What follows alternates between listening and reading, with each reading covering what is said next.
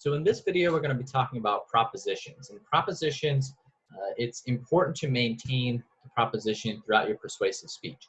Every persuasive speech is going to fit into one clear proposition, and I cannot stress that enough. It needs to be a clear proposition that you stay into. If you look at my grading breakdown for my evaluation form for the persuasive speech, one of the grading criteria is establish clear proposition, maintain proposition.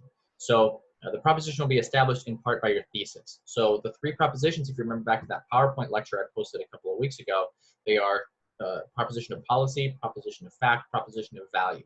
So just as a refresher, proposition of policy is an action. So getting somebody to do something. So we should recycle. That's a proposition of policy because you're getting your audience to do something. So every action is policy.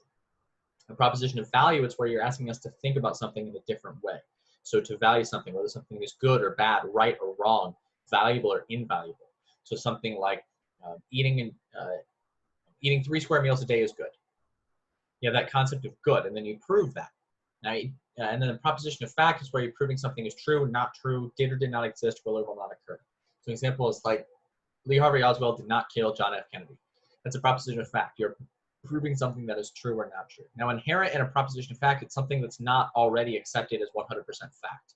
And we can get into the minutia of the psychology of what makes a fact. But what we're getting to here is, with that example that I had, there's still some controversy over who actually killed JFK.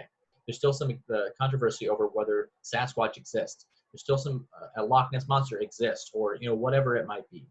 So a proposition of fact, you're proving something is true or not true. And even though that one says proposition of fact, it doesn't mean that you're not using facts in the other one. You're not just making value claims in the proposition of value. You're not just doing things in the proposition of policy. You're still using facts to support your claim. You're still using evidence. You're still using research.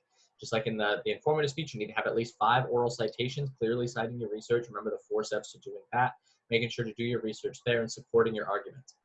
Your proposition will most likely be established in your thesis, and your thesis should be concise. So an example would be, Lee Harvey Oswald did not kill John F. Kennedy. That's a proposition of fact. There's your thesis. Eating breakfast is good for you. That's a proposition of value. Something is good, or we should go out and enact social distancing.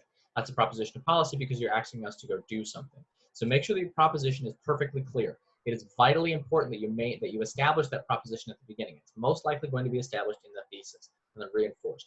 You're always using facts.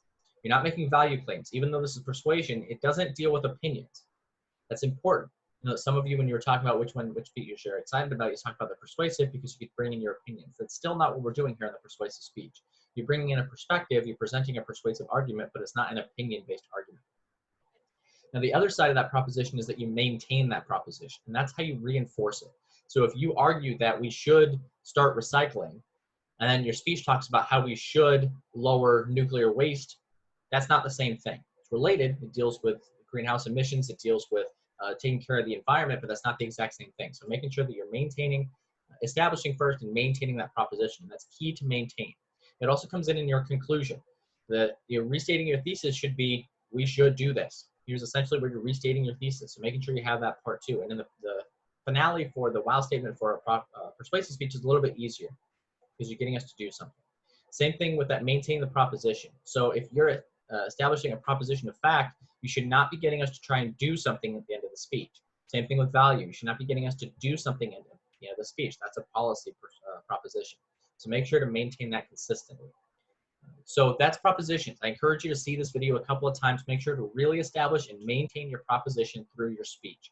I'll also give you feedback. You should be establishing that in your outline. Be making that perfectly clear. So make sure to see this. Make sure to establish what those are. The question that I have for you for this one is, define for me, well, it's less of a question, more of an explanation. Define for me the 3 types of proposition. The other question is, how are you going to establish and maintain your proposition in your speech? So it's 2 questions. The first one is define all 3 types of propositions. The second one is, how are you going to establish and maintain your proposition in your speech? Make sure to answer that on the discussion board. Let me know if you have any questions. I'm happy to meet with you during office hours. Send me an email if you have any questions. I look forward to these speeches. Please make sure that you're checking your online connection, that you're able to have one. I know that we're having some problems with that through no fault of your own. By no means am I blaming you.